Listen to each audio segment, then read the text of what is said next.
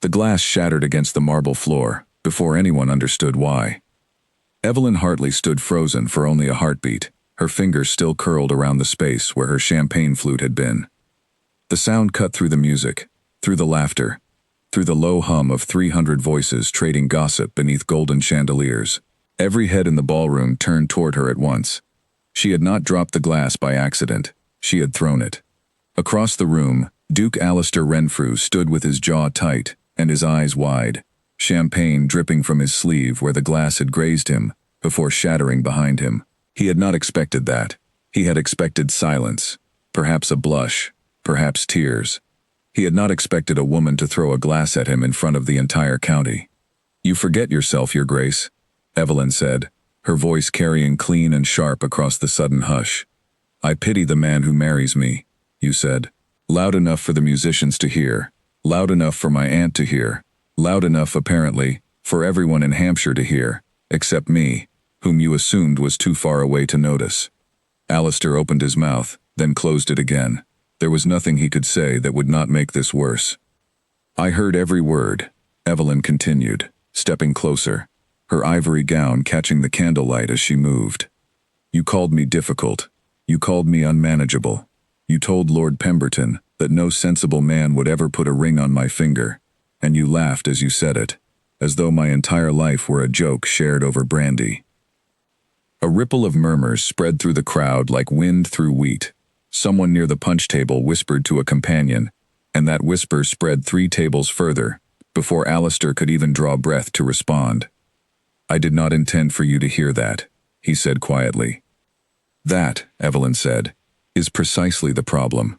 She turned on her heel and walked toward the terrace doors, her chin high, her back straight, leaving behind a room full of whispers, and a duke standing in a puddle of spilled champagne, with absolutely no idea how to repair what he had broken. His friend Charles Whitfield appeared at his elbow almost instantly, biting back a grin he knew better than to let loose. "Well," Charles said, "that went splendidly."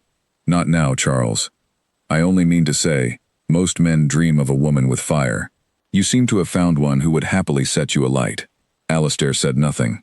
He was watching the terrace doors, half expecting Evelyn to storm back through them and finish what she had started. She did not return. The orchestra, sensing the danger of silence, struck up a lively reel, and the room slowly resumed its chatter, though every conversation for the next hour circled back to the same delicious scandal. The Duke had insulted Miss Hartley. Miss Hartley had thrown a glass at the Duke, and somehow, impossibly, she had walked away the clear victor of the exchange.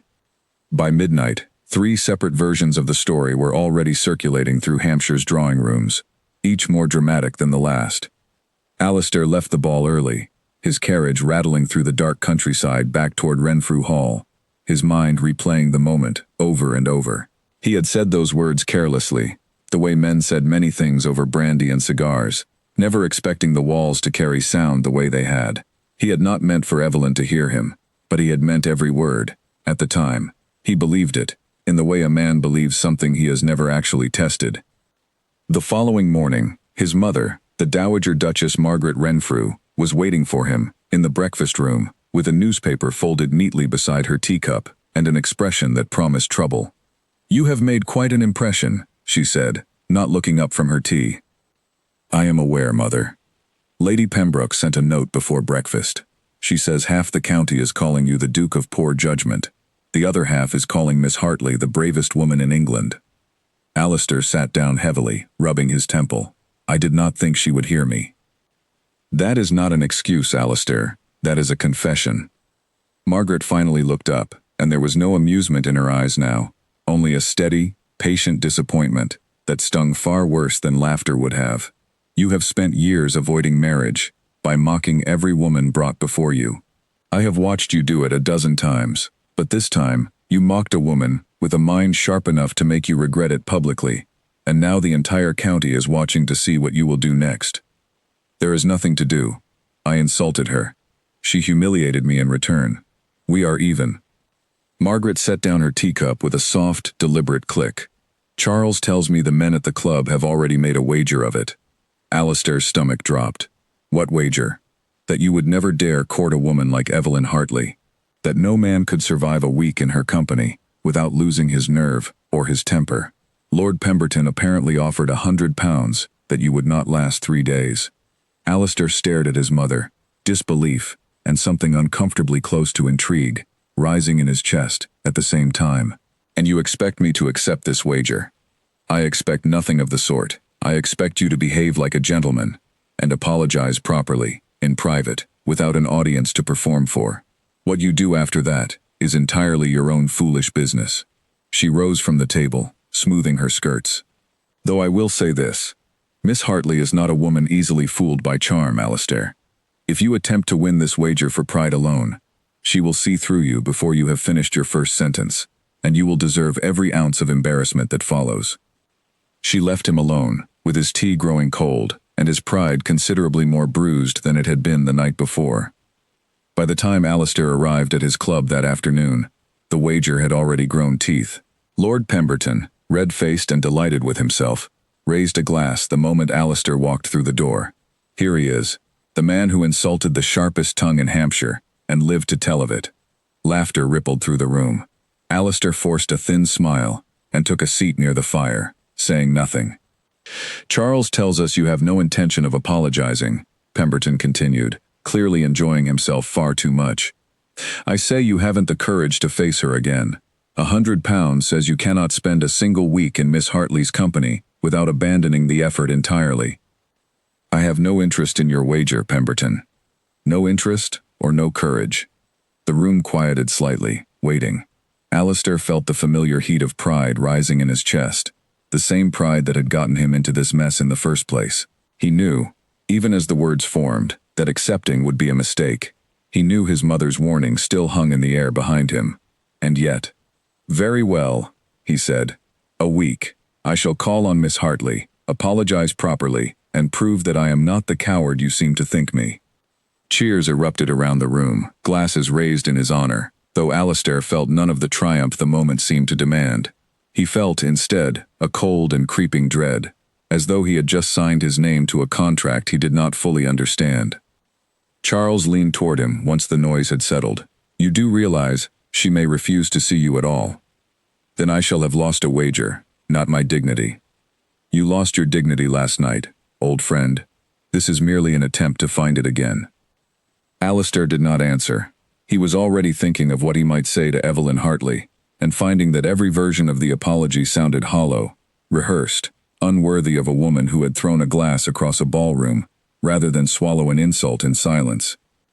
The Hartley estate sat 2 miles outside the village, a modest but well-kept house surrounded by gardens that Evelyn herself was known to tend with her own hands, much to the horror of the more traditional matrons in the county.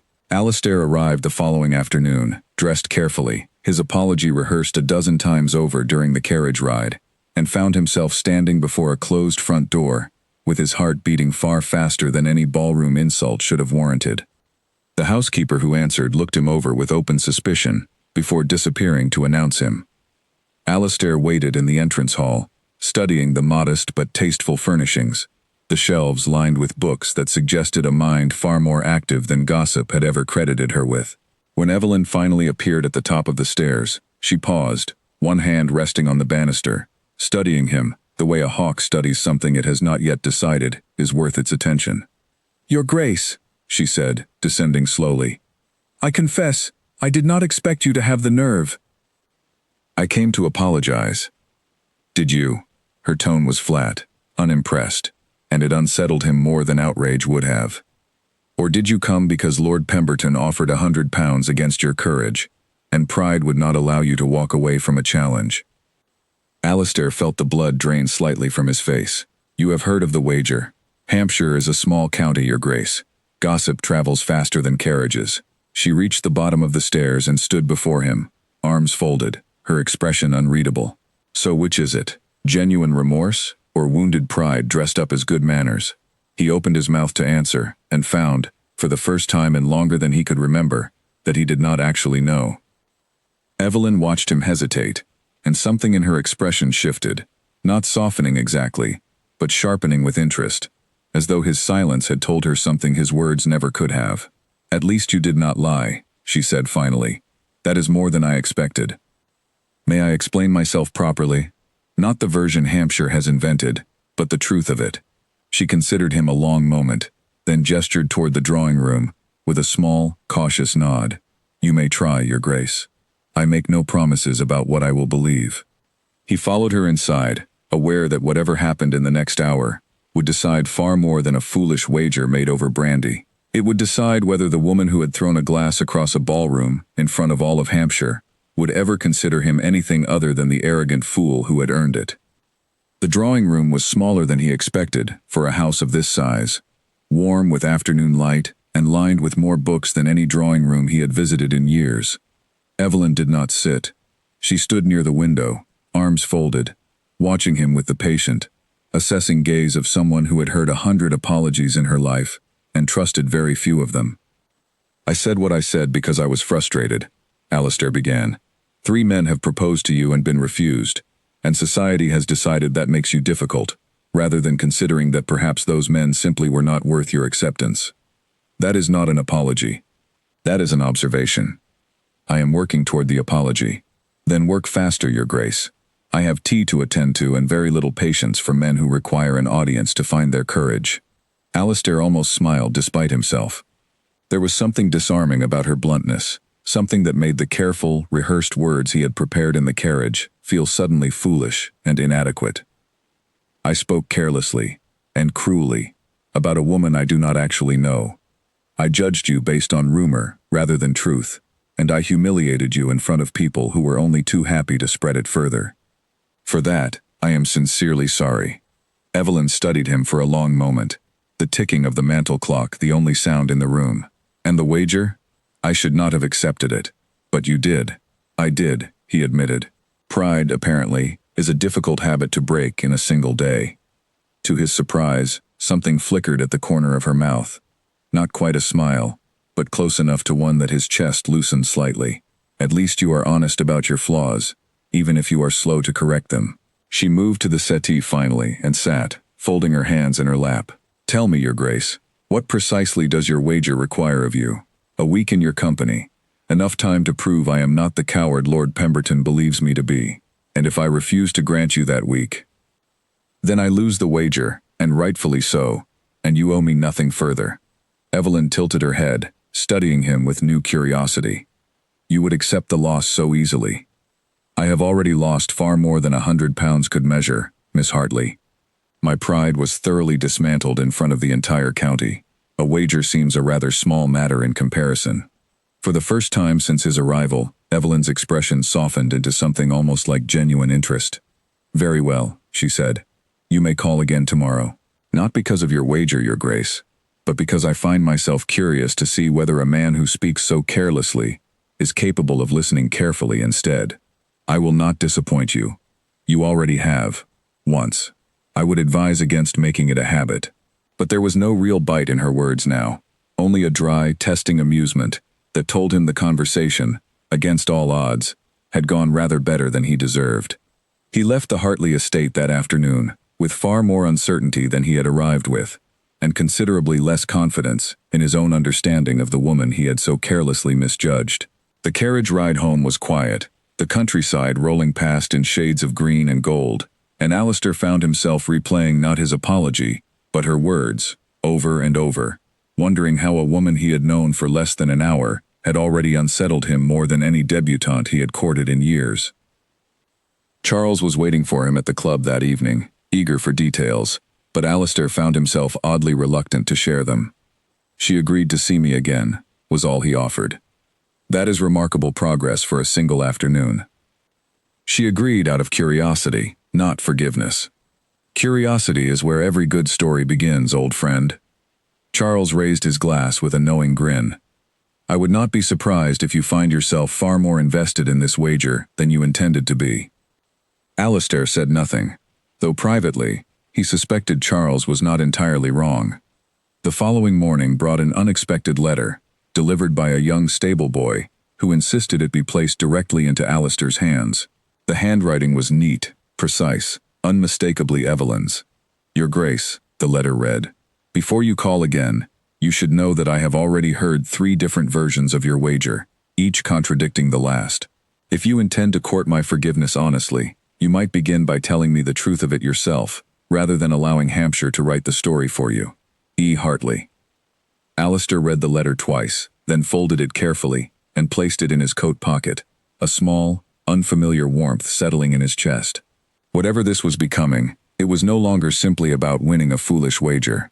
Somewhere between the shattered glass and this quiet, deliberate letter, something had shifted, and Alistair suspected that Friday, whenever it finally arrived, would look nothing like the ending he had originally imagined.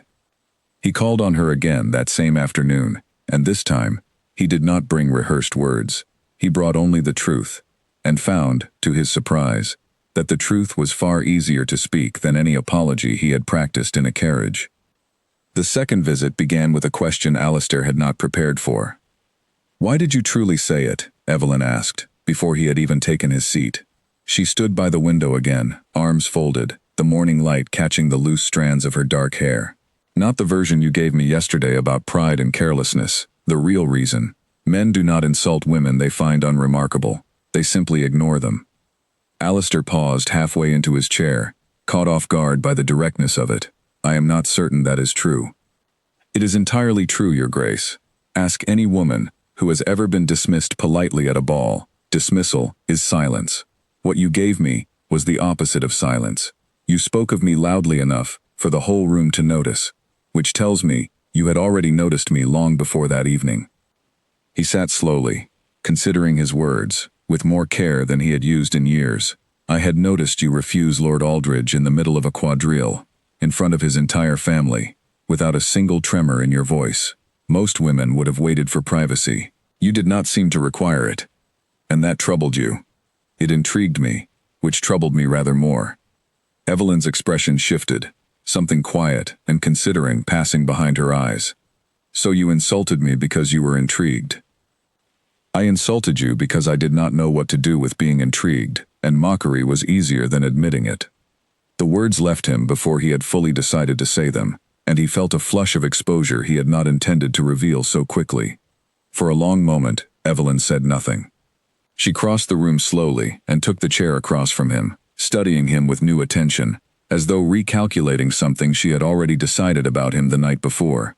"That," she said finally, "is the first honest thing you have said to me, Your Grace. I intend for it to become a habit. We shall see." But there was warmth in her voice now, faint but unmistakable, and Alistair felt something loosen in his chest that had been tight since the moment the glass had shattered behind him. They spoke for nearly 2 hours that morning, and Alistair found himself continually surprised by the turns their conversation took. He had expected polite small talk, careful subjects, the usual dance of courtship performed for propriety's sake. Instead, Evelyn asked him about the tenant disputes on his estate, about the changes he had made to the northern fields, about whether he had ever read anything beyond what his tutors had assigned him as a boy. Her questions were sharp, specific, uninterested in flattery, and he found himself answering more honestly than he had answered anyone in years. "You manage your own accounts," he said at one point, genuinely startled. "Your steward does not handle the ledgers?" "My steward handles what I permit him to handle. My father taught me the accounts before he passed, and I saw no reason to abandon the habit, simply because society believes numbers are unbecoming for a woman to understand. Most women I know would find the accounts tedious. Most women you know have never been given the opportunity to find them interesting." She said it without bitterness, simply as fact, and Alistair found himself reconsidering everything Hampshire had ever whispered about her. The gossip had painted her as difficult, unmanageable, too sharp for any sensible man to endure. What he was discovering instead was a woman who managed an entire estate with quiet competence, who read voraciously, who refused to accept a proposal simply because refusing it would have been easier. As he rode home that afternoon, he found himself troubled by an entirely new thought. He had entered this wager assuming he understood exactly what kind of woman Evelyn Hartley was. He was beginning to suspect he understood almost nothing at all, and the realization unsettled him far more than the shattered glass ever had. That evening, at his club, Lord Pemberton cornered him near the fireplace, eager for a report. "2 days gone, Your Grace, and you have not yet fled in terror. I confess I am almost disappointed. I have found the visits rather pleasant, actually." Pemberton laughed, loud and disbelieving. "Pleasant," You are courting the woman who threw a glass at your head not 3 days past, and you call it pleasant. She did not throw it at my head. She threw it near my shoulder, and with considerable restraint, I might add, given what I said to deserve it. Charles, listening nearby, raised an eyebrow with obvious amusement. You almost sound as though you are defending her, Alistair. I am simply stating facts. No, facts delivered with unusual warmth, for a man who claims to be enduring a wager rather than enjoying it. Alistair said nothing further, though he noted, with some discomfort, that Charles was not entirely wrong. He had arrived at the Hartley estate that morning expecting an obligation. He had left it looking forward, with genuine anticipation, to his next visit, and that anticipation troubled him more than any insult Pemberton could offer. The third day brought rain, heavy and unrelenting, the kind that turned country roads to mud and kept most sensible people indoors. Alistair nearly cancelled his visit, uncertain whether Evelyn would welcome him in such weather, but something in him refused to let the day pass without seeing her, and he arrived at her door soaked through and slightly ridiculous, water dripping steadily from his coat onto the entrance hall floor. Evelyn appeared at the top of the stairs and stopped short at the sight of him, her expression somewhere between amusement and disbelief. You rode 2 miles in this weather. I did not think to check the sky before leaving. You did not think at all, apparently. But she was already descending the stairs, gesturing for the housekeeper to bring towels, her earlier composure cracking slightly at the edges into something warmer, something almost fond. Sit by the fire before you catch your death, Your Grace. I have no intention of being blamed for the demise of a duke, wager or no wager. He sat, grateful for the warmth, and watched her move about the room with quiet efficiency, ordering tea, adjusting the fire, entirely unbothered by the informality of the moment. There was no performance in her movements, no calculated grace designed to impress. She simply moved as herself, and Alistair found that far more compelling than any careful elegance he had witnessed in 100 ballrooms. You did not need to come today, she said, settling into the chair across from him once the tea had arrived. I would not have thought less of you for waiting until the weather cleared. I did not want to wait. Something flickered across her face at that, quick and unguarded, before she composed herself again. Careful, Your Grace. That almost sounded like something other than obligation. Perhaps it was. The silence that followed was not uncomfortable. It stretched between them, warm and considering, the rain drumming steadily against the windows, the fire crackling low in the hearth. Evelyn studied him over the rim of her teacup, and Alistair found himself unable to look away, caught in something he had not expected to feel this quickly, this thoroughly, for a woman he had insulted publicly not 4 days before. Tell me something true, she said finally. Not something you think I want to hear. Something true. Alistair considered the question carefully. I am beginning to suspect that I misjudged you entirely, and that the misjudgment says considerably more about my own failings than it ever said about your character. Evelyn set down her teacup slowly, her expression unreadable for a long moment. That, she said, is the second honest thing you have told me, Your Grace. I begin to wonder if you might make a habit of it after all. I intend to. She smiled then, small and genuine, the first true smile he had seen from her since the night of the ball, and Alistair felt something settle in his chest that he did not yet have a name for, though he suspected, with growing unease and growing hope in equal measure, that he would need to find one soon. The rain continued through the afternoon, and neither of them seemed particularly eager to end the visit early. They spoke of small things and large things, of her father's final years, and his own mother's quiet expectations, of the wager that had brought them together, and the strange, unexpected turns it had already taken. By the time he finally rose to leave, the rain had softened to a fine mist, and Evelyn walked him to the door herself, rather than leaving the task to the housekeeper. Until tomorrow, Your Grace, she said, and there was something in her voice, some new warmth he had not heard before, that stayed with him the entire ride home, through the mist and the mud and the darkening countryside, long after the Hartley estate had faded from view behind him.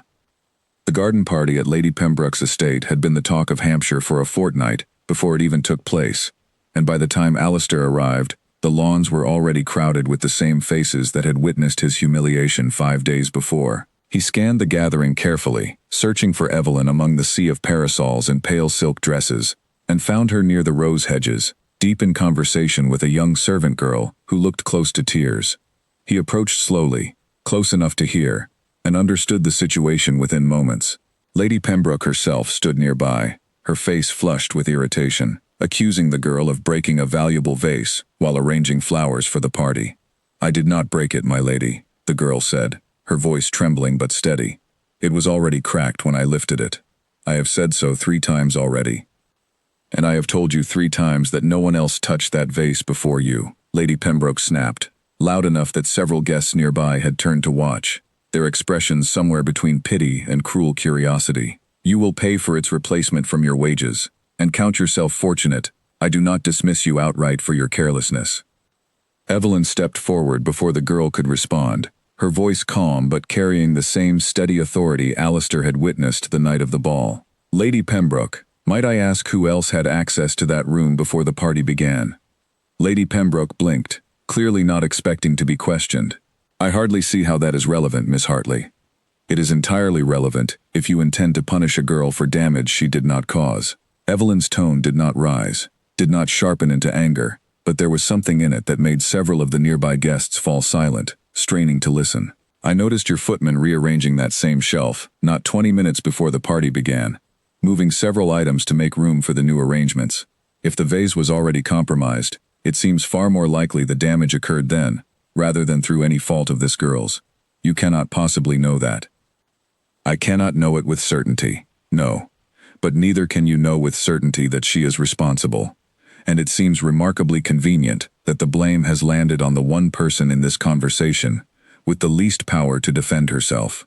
Evelyn's gaze did not waver from Lady Pembroke's face.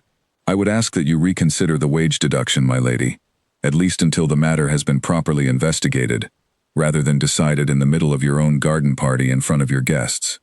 A tense silence stretched between the two women, and Alistair watched, transfixed, as Lady Pembroke's expression shifted from indignation to grudging reconsideration. The gathered guests, sensing the shift, began murmuring among themselves, and Lady Pembroke, clearly unwilling to be seen backing down entirely, but equally unwilling to continue the confrontation in front of so many witnesses, finally gave a stiff nod. "The matter will be looked into properly before any deduction is made." She turned sharply and swept away toward the refreshment tables, leaving Evelyn standing beside the servant girl, who looked up at her with an expression of pure, startled gratitude. "Thank you, Miss Hartley. I did not expect anyone to speak for me." "Everyone deserves to be heard fairly, Sarah, regardless of what position they hold in a household." Evelyn's voice softened considerably as she spoke to the girl, all trace of the sharp authority from moments before, replaced with genuine warmth. "Go and find your other duties. I will see that the matter is not raised again unfairly." The girl bobbed a quick curtsy and hurried off, and Evelyn turned, only then noticing Alistair standing a short distance away, having witnessed the entire exchange. Something flickered across her face, brief embarrassment perhaps, or simply surprise at being observed. "You heard all of that," she said. "I did. I imagine it does little to help my reputation as an unmanageable woman, arguing with a countess in the middle of her own garden party." Alistair shook his head slowly, something warm and unfamiliar settling in his chest as he studied her. "I think it does considerably more to help your reputation than you realize, Miss Hartley, though perhaps not in the way Hampshire's gossips would prefer to describe it." Evelyn studied him for a long moment, clearly gauging whether his words carried genuine admiration or simply polite flattery. Whatever she found in his expression seemed to satisfy her, because the tension in her shoulders eased slightly. Most men find that sort of behavior unbecoming. Most men have not watched a countess back down from an argument she knew she could not win honestly. Alistair stepped closer, lowering his voice slightly, though there was no one nearby to overhear. "I have spent the last 4 days believing I understood the sort of woman you were, Miss Hartley, based on nothing more than rumor and my own careless assumptions. I am beginning to understand how thoroughly wrong I was." "And what sort of woman do you believe me to be now?" He considered the question seriously, unwilling to offer an easy answer simply to please her. "I believe you are a woman who defends people who cannot defend themselves, even when doing so costs you socially. I believe you manage your estate and your own accounts because you refuse to be told you are incapable of it. I believe you refused 3 proposals not because you are difficult, as Hampshire insists, but because none of those men ever bothered to understand what you actually valued before asking for your hand. Evelyn's expression shifted, something vulnerable passing briefly across her features before she composed herself again. That is a rather generous assessment for a man who called me unmanageable in front of half the county. I was wrong then. I am attempting to be right now. For a long moment, neither of them spoke. The garden party continued around them, guests laughing and strolling among the roses, entirely unaware of the quiet shift taking place between the Duke and the woman he had so publicly insulted 5 days before. Finally, Evelyn spoke, her voice quieter than before, stripped of its usual guarded edge. "You are proving to be considerably more thoughtful than I expected, Your Grace. I am attempting to deserve the chance to prove it." She smiled then, small but genuine, and gestured toward the garden paths winding away from the main gathering. "Walk with me, Your Grace.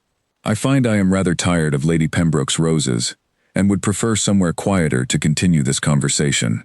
They walked together along the winding paths, away from the crowd, the sounds of the party fading gradually behind them, until only birdsong and the soft crunch of gravel remained.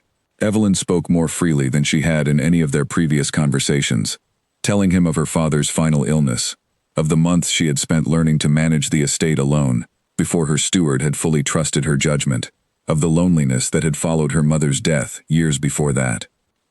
"I did not refuse those proposals out of spite," she said quietly, as they paused beside a small pond at the edge of the garden. "Lord Aldridge wanted a wife who would manage his household and stay silent at dinner parties. Mr. Whitcomb wanted someone to inherit his father's fortune through marriage, rather than earn it through his own effort. And Sir Reginald simply wanted a pretty face to display at his hunting parties. None of them wanted me, Your Grace. They wanted a version of me convenient to their own purposes. And what do you want?" Evelyn turned to look at him fully, her expression searching, careful, as though weighing whether he deserved an honest answer. "I want someone who sees the whole of me, not simply the parts that flatter him, or the parts he believes he can shape into something more manageable." Alistair held her gaze, feeling the weight of the moment settle over him fully, for the first time since the wager had begun. "I am beginning to see the whole of you, Miss Hartley, and I confess, the more I see, the less this feels like a wager at all." Evelyn did not respond immediately, but something in her expression softened further, something that looked remarkably like the beginning of trust, fragile and new, but unmistakably present. They stood together beside the pond for a long moment, the garden party murmuring faintly behind them, and Alistair understood, with sudden and startling clarity, that whatever this had become, it was no longer something he could walk away from simply by losing a wager gracefully. The confession came on the 4th day, though not in the way Alistair had planned. He arrived at the Hartley estate that morning, intending only to continue their walks, their conversations, the slow and careful unraveling of everything he had wrongly assumed about her. Instead, he found Evelyn standing in the entrance hall with a letter in her hand, her expression tight with barely controlled anger, and he knew immediately something had shifted since their last meeting.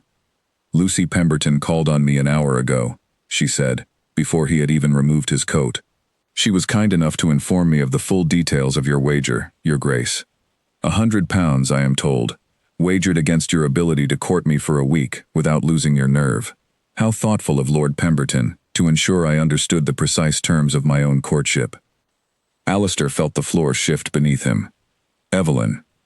"Miss Hartley," she corrected sharply. "We have not yet earned familiarity, Your Grace, whatever this past week may have suggested otherwise. I told you about the wager myself, on our very first visit. You told me a wager existed. You did not tell me the full terms, nor the amount, nor the fact that half of London's clubs are apparently placing side bets on whether I will accept your proposal by week's end, as though I am a horse race to be gambled upon." Her voice trembled slightly, betraying the depth of hurt beneath the anger. "I have spent 4 days believing you were genuinely reconsidering your judgment of me. I have spent 4 days allowing myself to trust that perhaps you saw something in me worth knowing. And now I discover that every visit, every conversation, every walk through Lady Pembroke's garden may have simply been performance, calculated to win you £100 and the satisfaction of proving your friends wrong. That is not what this has become.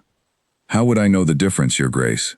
You are, by your own admission, a man skilled at saying whatever serves his pride in the moment. How am I to know which version of you has been sitting across from me all week? The man reconsidering his judgment, or the man calculating his odds of winning a wager? Alistair stepped closer, his voice low and urgent. Because I have told you things, this week I have never told anyone. Because I have sat in this house in a rainstorm, rather than wait for the weather to clear. Simply because I did not want to wait another day to see you. Because the wager stopped mattering to me somewhere around the third day, and I have thought of almost nothing but you since. Pretty words are easy, Your Grace. They cost you nothing. Then tell me what would cost me something, and I will do it. He held her gaze steadily, refusing to look away, despite the anger still simmering in her expression. Tell me what proof you require, and I will provide it, whatever the cost to my pride or my reputation. Evelyn studied him for a long, silent moment, her anger visibly warring with something else, something more vulnerable, that she seemed reluctant to reveal. I do not know what proof would satisfy me, Your Grace. That is precisely the problem. I have been fooled before by men who spoke beautifully and meant nothing by it, and I find I no longer trust my own judgment where charming words are concerned. Then do not trust my words. Trust my actions instead. And what actions do you propose? Alistair hesitated only a moment before answering, the decision forming fully in his mind, even as he spoke it aloud for the first time. I will end the wager publicly, before the same people who witnessed its beginning. I will tell them plainly that whatever admiration I have developed for you has nothing to do with Lord Pemberton's £100, and I will do so regardless of how it makes me appear to them. Something flickered in Evelyn's expression, surprise perhaps, or the faint beginning of hope she seemed unwilling to fully allow herself. You would humiliate yourself publicly, for my sake. I would rather humiliate myself proving I am sincere, than allow you to believe, even for another hour, that I have been performing this week, rather than genuinely reconsidering everything I wrongly assumed about you. The silence between them stretched long and heavy, filled with everything neither of them was yet willing to say aloud. Finally, Evelyn spoke, her voice quieter now, stripped of its earlier sharpness. Lady Ashworth is hosting a dinner tomorrow evening. Half the county will be present, including Lord Pemberton himself. Then I will speak there. You understand what you are risking, Your Grace. Renouncing the wager publicly means admitting, in front of everyone, that your feelings for me are genuine, rather than calculated. There will be no taking it back afterward, no returning to the safety of ambiguity. Alistair held her gaze steadily, feeling the full weight of the decision settle over him, and found, to his own quiet surprise, that he did not hesitate. I do not want to take it back, Miss Hartley. I have spent 4 days discovering that the woman Hampshire warned me against is nothing like the woman actually standing before me, and I find I have no interest in pretending otherwise, whatever it costs me. Evelyn's composure finally cracked, just slightly, at the corner of her mouth, in the softening around her eyes. We shall see whether your courage matches your words tomorrow evening, Your Grace. It will.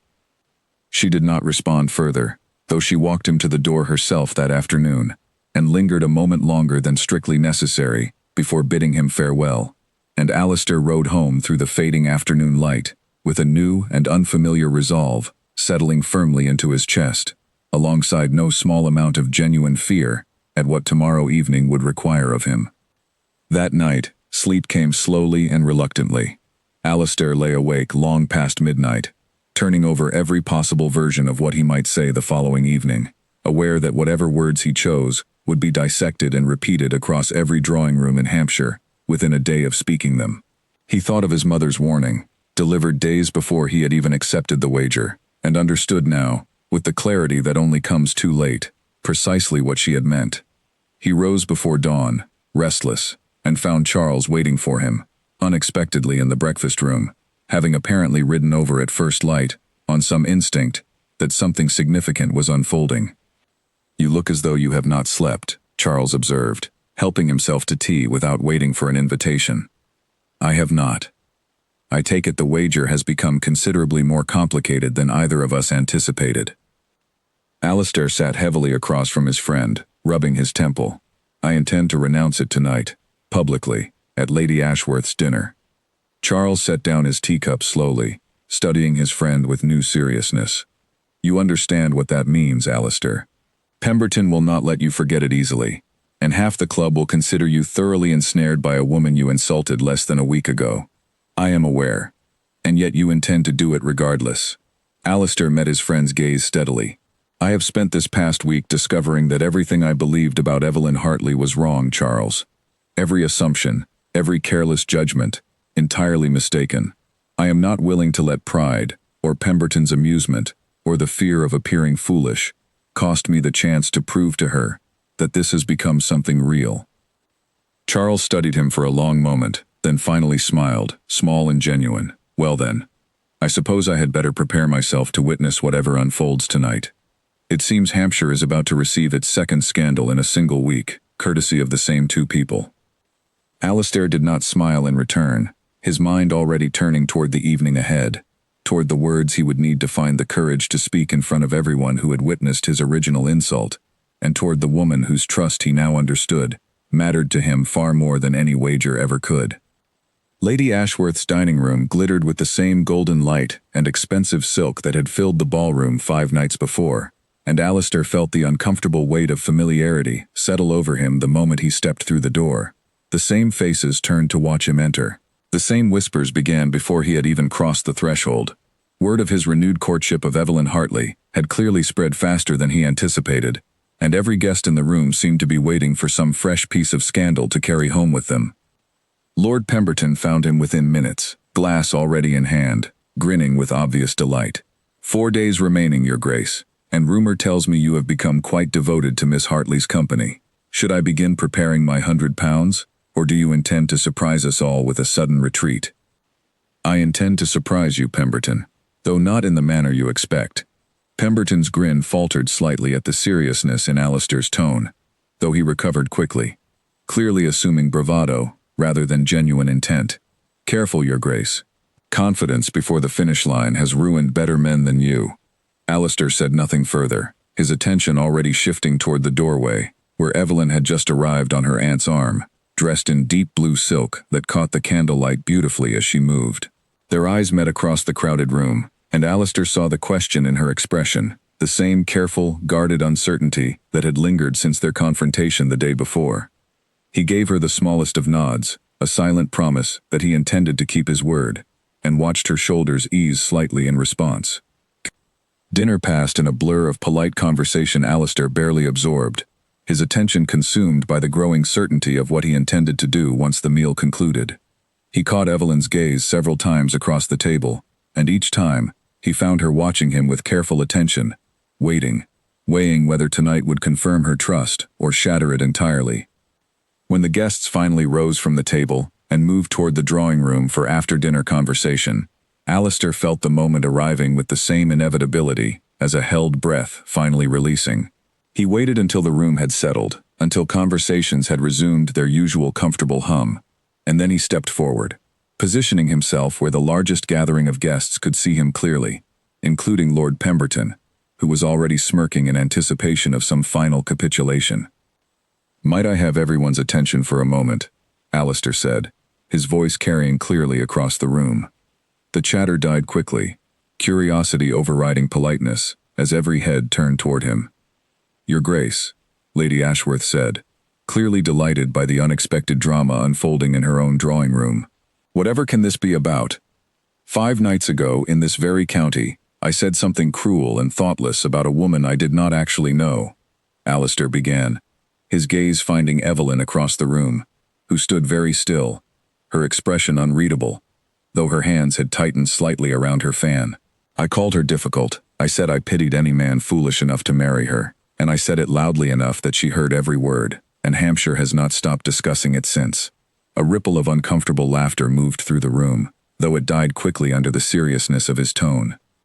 "Following that evening, several of you were kind enough to wager against my courage, doubting whether I could spend even a single week attempting to court the very woman I had insulted, without abandoning the effort out of pride or discomfort."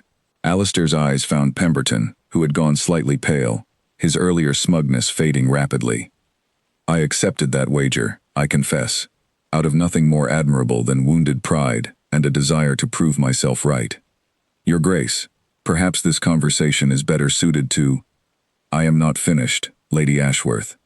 Alistair's voice remained steady, though his heart was pounding harder than he cared to admit. "I have spent this past week in Miss Hartley's company, and I have discovered that everything I assumed about her character was not merely wrong, but cruelly, carelessly wrong. She is not difficult. She is principled, in a manner most of us in this room would do well to imitate. She manages her own estate with more competence than half the stewards employed in this county. She defends servants and strangers alike when she believes an injustice is being done, regardless of the cost to her own reputation. And she refused 3 proposals, not out of stubbornness, but because none of those men ever bothered to see her clearly before asking for her hand. The room had fallen entirely silent now, every guest watching with rapt, breathless attention, and Alistair felt the weight of dozens of eyes upon him as he continued. I am renouncing the wager, effective immediately. Lord Pemberton, you may keep your £100, or donate it to whatever cause you believe deserves it, because I have no further interest in proving anything to you, or to anyone else in this room. He turned fully toward Evelyn now, his voice softening, though it still carried clearly across the silent room. Whatever admiration I have developed for Miss Hartley this past week has nothing whatsoever to do with a wager, and everything to do with the woman herself, whom I judged unfairly, and have come, entirely on my own, to admire beyond anything I anticipated when this foolish week began. The silence stretched long and taut, every guest holding their breath, waiting to see how Evelyn would respond to a declaration so public, so unmistakably genuine, that there could be no mistaking it for performance. Evelyn stood very still, her expression torn between shock and something far more vulnerable, her composure visibly wavering for the first time since Alistair had known her. Your Grace, she said finally, her voice quieter than the room around her, though every ear strained to hear it. You have made quite a spectacle of yourself this evening. I am aware. And you did this, fully expecting the entire county to discuss it by morning. I expected exactly that, and I did it regardless, because I would rather be thoroughly humiliated in front of everyone I know than allow you to spend another hour doubting whether my feelings for you were genuine. A murmur rippled through the gathered guests, some scandalized, some clearly delighted by the drama unfolding before them, but Alistair barely registered any of it, his entire attention fixed on Evelyn's face, waiting for whatever she would say next. Lord Pemberton, recovering some of his composure, cleared his throat awkwardly. Well, I suppose that settles the wager, rather more thoroughly than I anticipated. It does, Alistair said, without looking away from Evelyn, though I find I care considerably less about the wager now than I did 5 minutes ago. Evelyn crossed the room slowly, every eye in the drawing room following her movement, until she stood directly before him, close enough that he could see the uncertainty still lingering in her expression, warring visibly with something warmer, something that looked remarkably like hope finally allowed to surface. You have made this rather difficult to doubt, Your Grace, she said quietly, for his ears alone, though several guests strained visibly to overhear regardless. That was rather the point, Miss Hartley. A small, genuine smile finally broke across her face, and Alistair felt the tension that had gripped his chest all evening finally begin to ease, replaced by something warmer, something that felt remarkably like the beginning of certainty. Around them, Lady Ashworth's drawing room erupted into a flurry of whispered conversation, the entire county's newest and most delicious scandal, already spreading from guest to guest before the evening had even properly ended, though for the first time all week, Alistair found he did not care in the slightest what any of them thought. News of the dinner party spread through Hampshire with the speed of a fire through dry summer grass, and by the following morning, Alistair understood exactly why his mother had warned him so carefully about the consequences of pride and public spectacle. He arrived at breakfast to find Margaret already seated, a stack of correspondence beside her plate, her expression unreadable in a way that made his stomach tighten with unease. You have caused quite a stir, she said, without looking up. I imagine I have. Lady Ashworth has written to me twice already this morning, and it is not yet 9 o'clock. She describes your speech in considerable detail, and I confess, Alistair, I did not expect you to actually follow through on renouncing the wager, let alone doing so with such theatrical conviction. Do you disapprove? Margaret finally looked up, and to his surprise, there was no disapproval in her expression, only careful, searching curiosity. I disapprove of recklessness for its own sake. I do not disapprove of a man finally recognizing his own foolishness and correcting it honestly, regardless of the cost to his pride. She set down her letter, studying him closely. Do you love her, Alistair, or have you simply become infatuated with the novelty of a woman who does not fawn over your title? The question startled him with its bluntness, though he supposed he should have expected nothing less from his mother. He considered it seriously, unwilling to offer a careless answer to a question that deserved genuine reflection. I do not know yet whether it is love, Mother. I know that I think of her constantly. I know that every conversation with her leaves me wanting another. I know that the version of her Hampshire has spent years gossiping about bears, almost no resemblance to the woman I have actually come to know this past week. That sounds remarkably like the beginning of love to me, whatever name you choose to give it. Margaret's expression softened slightly. Though I would caution you, Alistair, that declaring your feelings publicly, as you apparently did last night, carries consequences beyond simply winning her trust. Society does not easily forget such spectacles, and Miss Hartley will bear the weight of this gossip every bit as much as you will, perhaps more, given how unkindly the world often treats women in her position. Alistair had not fully considered this, and the realization settled uncomfortably in his chest. You believe I have made things more difficult for her, rather than less. I believe you have made your own intentions unmistakably clear, which is admirable.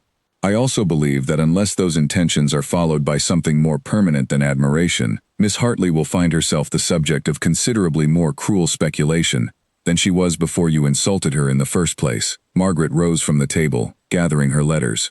You have 3 days remaining in your wager, Alistair. I would suggest using them wisely, rather than simply continuing to enjoy her company, without considering what comes next. Her words followed him throughout the morning, settling uneasily alongside his own growing certainty about his feelings. When he called on Evelyn that afternoon, he found her in the garden, cutting roses with quick, efficient movements that suggested considerably more agitation than her calm expression let on. You have heard the gossip, I take it, she said, without looking up from her work. I have heard some of it. I imagine you have heard considerably more. My aunt received 4 letters before noon, each more scandalized than the last. Apparently half the county believes you have lost your senses entirely, declaring your admiration for me in front of Lady Ashworth's entire guest list. The other half believes I have somehow enchanted you through means considerably less flattering than genuine affection. She finally looked up, her expression tired in a way he had not seen from her before. I confess, Your Grace, I had not fully considered what your public declaration would mean for me, specifically. You have the luxury of a title and considerable fortune to protect you from the worst of society's judgment. I have neither. Alistair felt the weight of his mother's warning settle fully into place. I did not consider that fully enough before speaking last night. I am sorry for it. I do not entirely regret what you said, Evelyn admitted, setting down her shears. It was, without question, the most convincing proof of your sincerity you could have offered. But I find myself now facing a rather uncomfortable question, Your Grace. One I suspect you have not yet fully considered yourself. Which is, what happens after Friday, when your wager concludes? If you walk away, having proven your point to Lord Pemberton and satisfied your own pride, I will be left to face Hampshire's judgment alone, having been very publicly courted and very publicly admired by a duke who ultimately decided the whole affair was simply an interesting diversion. Her voice remained steady, though Alistair could hear the vulnerability beneath it, carefully guarded but unmistakably present. I have been made a spectacle once this week already, Your Grace. I am not eager to become one permanently, for nothing more than your temporary entertainment. Alistair crossed the garden slowly, stopping close enough that she had to tilt her head slightly to meet his gaze. I have no intention of walking away on Friday, Evelyn. You called me Evelyn. I did. I find I am rather tired of pretending formality serves either of us at this point. He held her gaze steadily, aware of how much depended on his next words landing with the full weight of sincerity they deserved. I do not know precisely what Friday will bring. I know that I have spent this past week discovering feelings I did not expect, for a woman entirely unlike anyone I have ever known, and I have no intention of allowing a wager's deadline to determine whether those feelings continue. Evelyn studied him for a long moment, searching his expression for any hint of performance, any trace of the careless pride that had started this entire ordeal 5 nights before. Whatever she found seemed to satisfy her, at least partially, because the tension in her shoulders eased slightly, though wariness remained visible in her eyes. I want to believe you, Your Grace. Then allow yourself to. It is not so simple as allowing myself, when the entire county is watching to see whether I have been made a fool of yet again. She turned back toward her roses, though her hands trembled slightly as she reached for the shears. I have been disappointed before, by men who spoke beautifully and meant considerably less than their words suggested. Forgive me if I require more than declarations, however public, before I allow myself to trust entirely.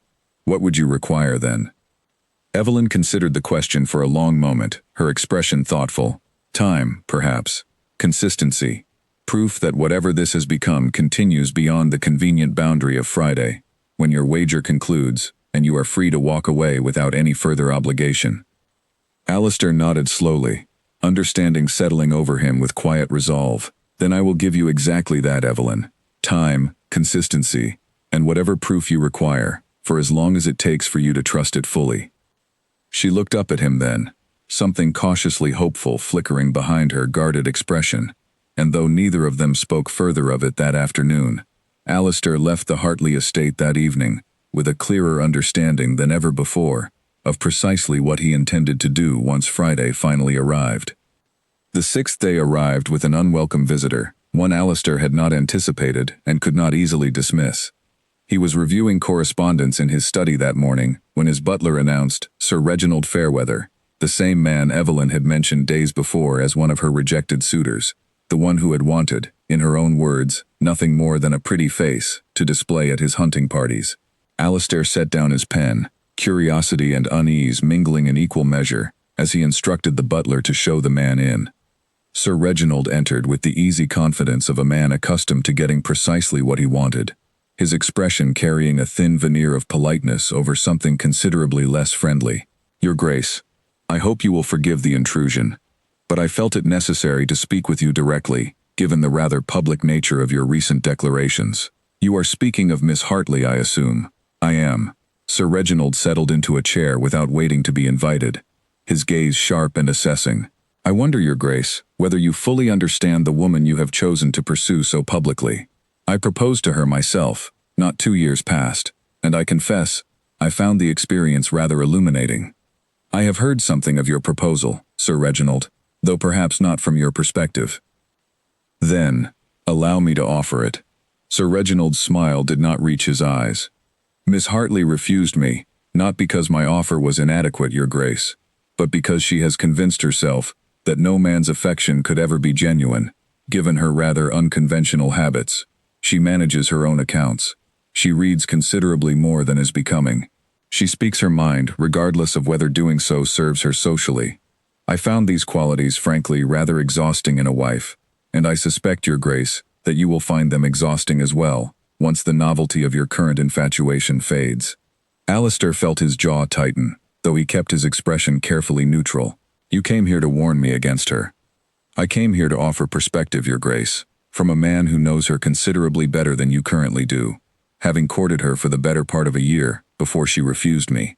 Sir Reginald leaned forward slightly. I knew her for a year, and I can assure you, the woman who seems so refreshingly honest to you now will become considerably less charming once you are expected to manage a household with her, once her stubbornness interferes with your own decisions, once her refusal to defer to your judgment becomes a daily inconvenience rather than an amusing novelty. I have found her judgment, in the time I have known her, to be considerably sounder than most men's, including my own. Sir Reginald's expression flickered with something that might have been genuine surprise, quickly smoothed over. You are further gone than I anticipated, Your Grace. I confess, I had hoped to spare you the disappointment I experienced myself, but I see you are determined to learn the lesson firsthand. He rose from his chair, adjusting his coat. I wish you good fortune then, though I suspect you will require considerably more than fortune before this affair concludes to your satisfaction. He departed as abruptly as he had arrived, leaving Alistair alone in his study, turning over the conversation with growing unease. He recognized, even as Sir Reginald's words lingered uncomfortably in his mind, that the man's account of Evelyn bore almost no resemblance to the woman Alistair had come to know this past week, and yet the visit troubled him regardless, planting a small, persistent seed of doubt that he found difficult to fully dismiss. He called on Evelyn that afternoon, uncertain whether to mention Sir Reginald's visit at all, though her sharp attention immediately noticed his distraction. Something troubles you today, Your Grace. Sir Reginald called on me this morning.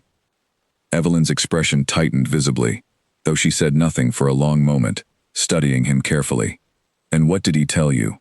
That your stubbornness would become exhausting, that your refusal to defer would become a daily inconvenience, that the qualities I currently find admirable would become considerably less charming once the novelty faded.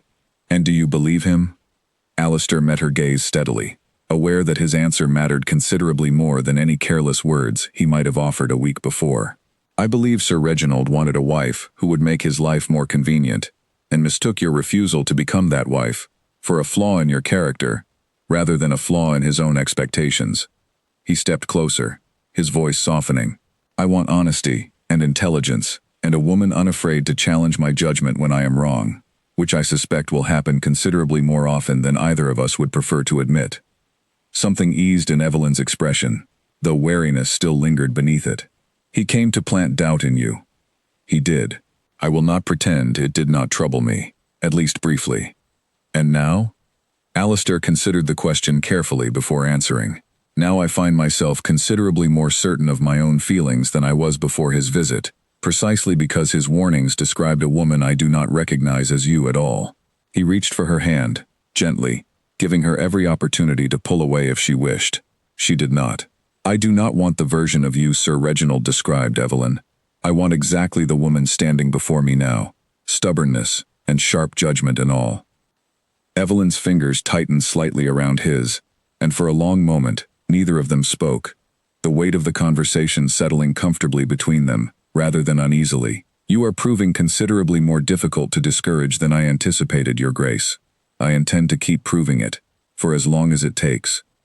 She smiled then, small but genuine, and though the seed of doubt Sir Reginald had planted did not entirely disappear that afternoon, it grew considerably smaller, overshadowed by the steady, growing certainty that had been building between them since the very first apology, 5 days before. The 7th day brought a different kind of trouble entirely, one that arrived not from an outside visitor, but from within Evelyn's own household. Alistair arrived at the estate that morning to find the front door answered not by the housekeeper, but by Evelyn's aunt, Mrs. Constance Whitmore, a stern-faced woman who had raised Evelyn since her mother's death, and whose approval, Alistair quickly gathered, carried considerable weight in the household's affairs. Your Grace, Mrs. Whitmore said, her tone polite but cool, might I have a word before you see Evelyn? Of course. She led him into a small sitting room, closing the door behind them with deliberate care, and turned to face him with an expression that reminded Alistair uncomfortably of his own mother's careful scrutiny. I have watched my niece endure considerable unkindness these past 2 years, Your Grace, from suitors who wanted her fortune, or her connections, or simply her compliance, and from a county that has never quite forgiven her for refusing to shrink herself into whatever shape society finds convenient.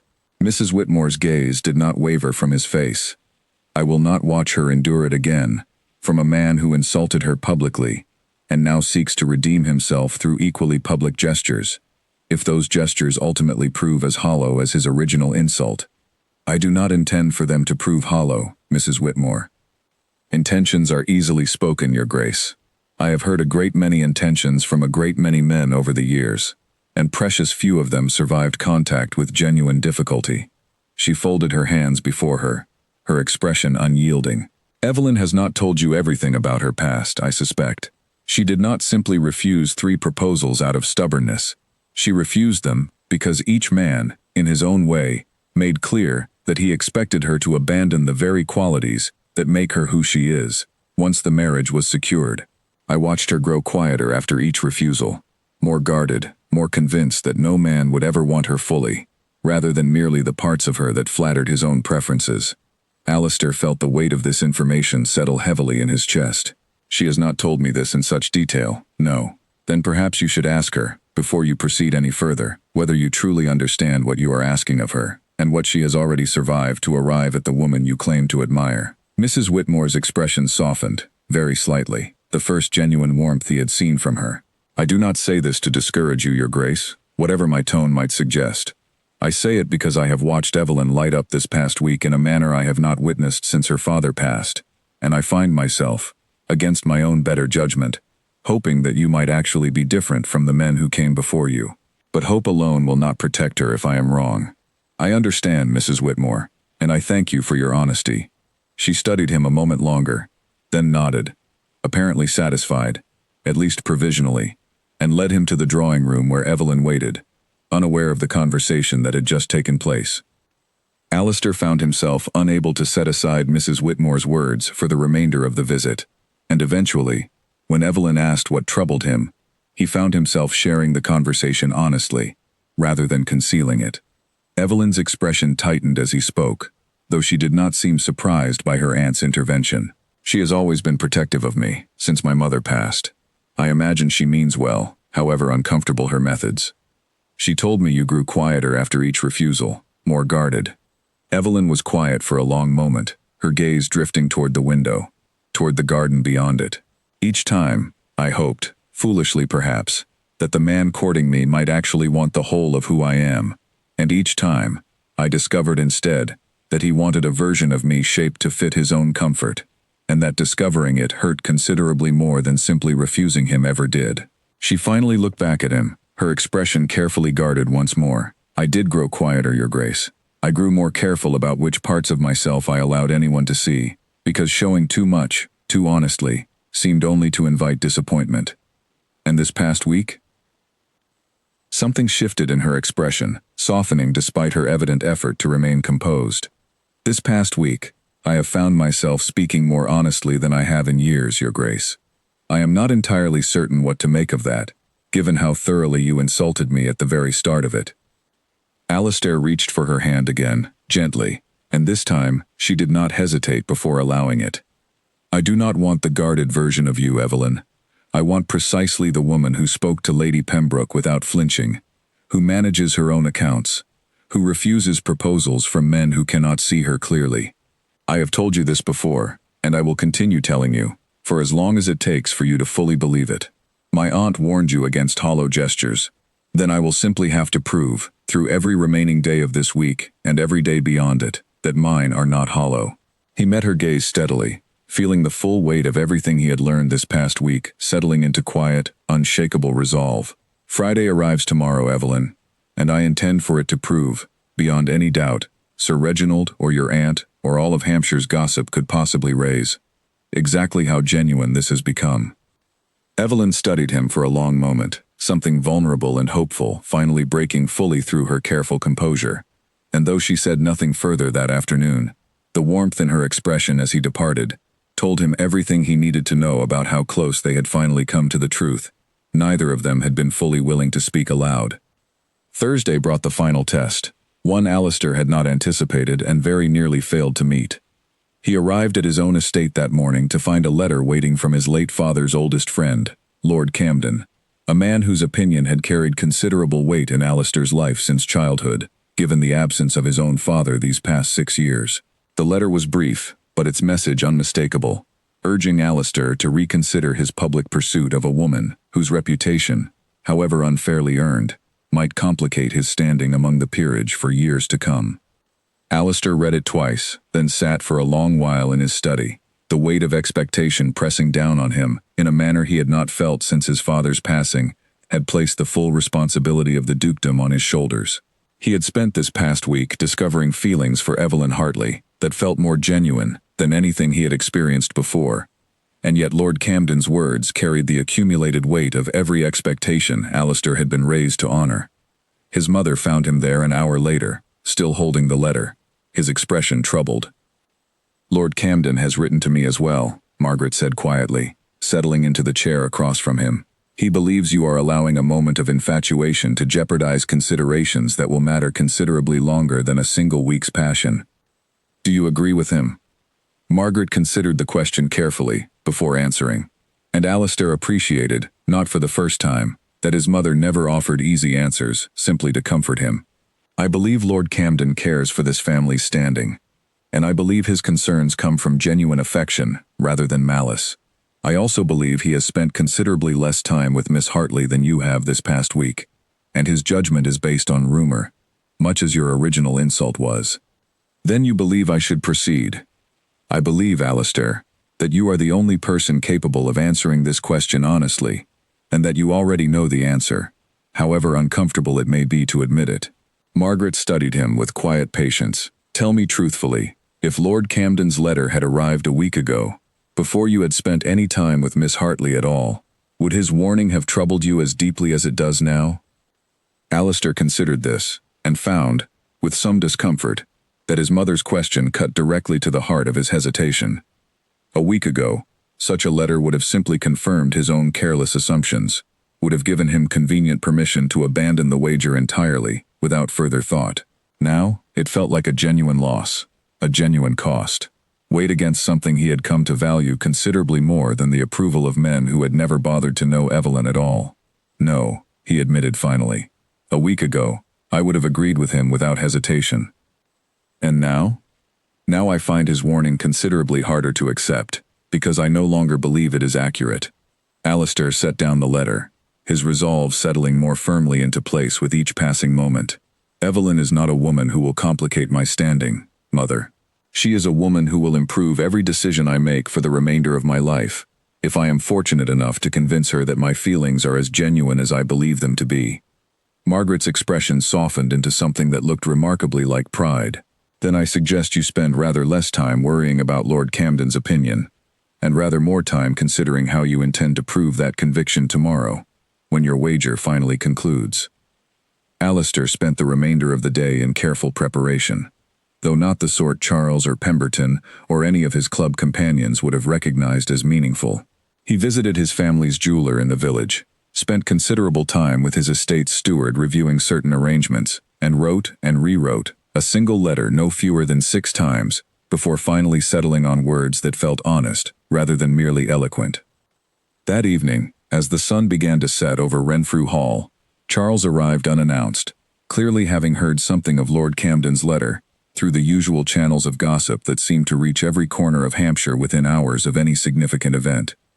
You look remarkably composed for a man facing the final day of his wager, Charles observed, settling into his usual chair with the easy familiarity of long friendship. I have made my decision, Charles. I rather suspected you had, given the jeweler's assistant, who apparently spent the better part of an hour attending to your business this afternoon. Charles grinned, though there was genuine warmth beneath the teasing. I confess, when this wager began, I expected nothing more than a week of amusing spectacle at your expense. I did not expect to watch my closest friend fall so thoroughly, and so genuinely, for a woman he insulted publicly not 2 weeks past. Neither did I, if I am honest. And tomorrow? Alistair looked out toward the darkening grounds of his estate, toward the direction of the Hartley property just visible beyond the distant tree line, and felt a calm certainty settle over him that had nothing to do with pride or wagers, or the opinions of men like Lord Camden. Tomorrow, Charles, I intend to ask Evelyn Hartley to marry me, and I intend to mean every word of it more thoroughly than I have meant anything in my entire life. Charles studied him for a long moment, his usual teasing expression giving way to something more sincere. Well then, I suppose I had better be present to witness it, given that I was there the night this entire absurd affair began. I would want no one else there, Charles. They sat together in comfortable silence as the evening deepened around them, and Alistair found his thoughts returning again and again to Evelyn, to the week that had unfolded since his careless words had shattered a glass, and, apparently, his own understanding of everything he had believed about pride, prejudice, and the woman he had so thoroughly and rightfully been humbled by. Friday arrived clear and bright, the kind of morning that seemed to promise something significant, though Alistair suspected his own anticipation had colored every detail of the sky and the fields beyond his window with unwarranted meaning. He dressed carefully, though not extravagantly, choosing simplicity over spectacle for what he intended to be the most important conversation of his life. Charles arrived at mid-morning, as promised, and the two of them rode together toward the Hartley estate in a silence that felt considerably more comfortable than the anxious energy building steadily in Alistair's chest. You are certain of this, Charles said, as the estate finally came into view. More certain than I have been of anything, Charles. They arrived to find Evelyn already waiting in the garden, as though some instinct had told her this visit would carry different weight than all the others that had preceded it this past week. She stood among the same roses where the confrontation over Sir Reginald's warning had unfolded days before, her expression carefully composed, though Alistair could see the faint tremor of anticipation in how she held her hands. "Your Grace," she said, as he approached, "I believe your wager concludes today." "It does. And what have you decided, now that Lord Pemberton's £100 is no longer a factor in your considerations?" Alistair studied her for a long moment, memorizing the exact way the morning light caught her hair, the exact careful guardedness in her expression that he had come to recognize as her armor against disappointment, the exact strength and intelligence that had first troubled him, and then, so thoroughly, won his admiration. Charles hung back near the garden gate, giving them space, though close enough to witness whatever unfolded. "I have decided, Evelyn, that I was entirely wrong about you from the very first moment I opened my mouth at that ball." Alistair reached into his coat pocket, his fingers closing around the small box he had carried since the jeweler's visit 2 days before. "I called you difficult when you are, in truth, principled beyond anything I have encountered in a woman or a man. I said I pitied any man who married you, when the truth is that I now understand any man fortunate enough to earn your affection would be the most fortunate man in England." Evelyn's composure wavered visibly, her eyes bright with something she seemed to be fighting to contain. "Your Grace, I am not finished." He stepped closer, lowering himself to one knee among the roses, and heard her sharp intake of breath as understanding dawned fully across her face. "I do not offer this because a wager compels me, Evelyn. I offer it because this past week has shown me exactly what kind of woman you are, and I find I have no interest whatsoever in returning to a life that does not include your sharp judgment, your fierce loyalty, and your refusal to accept anything less than genuine respect from the people around you. I love you, entirely and without reservation, and I am asking whether you might consider becoming my wife." For a long moment, Evelyn said nothing, her hand pressed against her chest, as though trying to steady her own breathing, her eyes moving between his face and the small box he held open before her. Charles, near the gate, held his breath along with her, and somewhere beyond the garden, a bird called out into the bright morning air, entirely indifferent to the significance of the moment unfolding below it. "You called me unmanageable in front of the entire county," Evelyn said finally, her voice thick with emotion she was clearly struggling to contain. "I did. And now you kneel before me in my own garden, asking me to marry you. Having renounced £100, and very likely you're standing among half your own social circle, simply to prove that your admiration is genuine.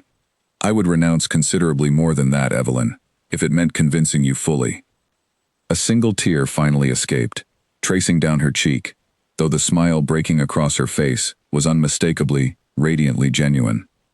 "You are entirely certain of this, Your Grace, not because of pride, not because of a wager, not because Hampshire is watching to see how this concludes. I am certain because I cannot imagine a single day of my future that does not include arguing with you about tenant disputes, or watching you defend servants against unjust employers, or discovering some new facet of your character that makes me admire you even more thoroughly than I already do." Alistair held her gaze steadily, his own emotion evident in his voice, despite his effort to remain composed. "I love you, Evelyn Hartley, entirely and without condition, and I am asking you, quite simply, to marry me." Evelyn reached for his hand, drawing him gently back to his feet, and for a long moment, they simply stood together among the roses, her hand resting against his chest, his own hand covering hers, the morning light bright and warm around them. "Yes," she said finally, her voice steady despite the tears still bright in her eyes. "Yes, Alistair, I will marry you." The relief and joy that broke across his face was answered instantly by her own radiant smile, and Charles, watching from the garden gate, allowed himself a broad grin of his own, already anticipating the considerable satisfaction of informing Lord Pemberton exactly how thoroughly the wager had concluded. News spread through Hampshire before the day had even ended, carried by servants and neighbors and the same eager gossips who had spent the past week dissecting every detail of the courtship. But this time, the whispers carried none of the earlier cruelty or scandal. Instead, Hampshire spoke of nothing but the remarkable transformation of a duke who had once declared he pitied any man foolish enough to marry Evelyn Hartley, and who had become, by his own choosing and entirely by Friday, exactly that man, gladly and without a single trace of the regret he had once so carelessly predicted. Their wedding, held some months later in the same county that had witnessed both the insult and its remarkable undoing, brought together nearly everyone who had played some part in their unlikely courtship. Lord Pemberton attended, considerably humbled, and offered a toast that acknowledged, with genuine grace, that he had never lost a wager so happily in his life. Mrs. Whitmore watched her niece exchange vows with an expression of quiet, vindicated pride, finally satisfied that Evelyn had found a man who saw the whole of her, rather than merely the parts convenient to his own comfort. And Alistair's mother, watching her son take Evelyn's hand before the assembled guests, found herself thinking that perhaps some insults, spoken carelessly and regretted thoroughly, could lead to exactly the kind of transformation that made a foolish man into precisely the husband a remarkable woman deserved. Evelyn Hartley, who had once been warned against by nearly every eligible man in the county, became Evelyn Renfrew, Duchess of Renfrew, managing her new estate's accounts with the same quiet competence she had always shown, defending tenants and servants with the same fierce, principled conviction that had first caught her husband's attention, and proving, every single day that followed, exactly how wrong a careless remark at a ball had been, and exactly how right Alistair had finally become in recognizing it.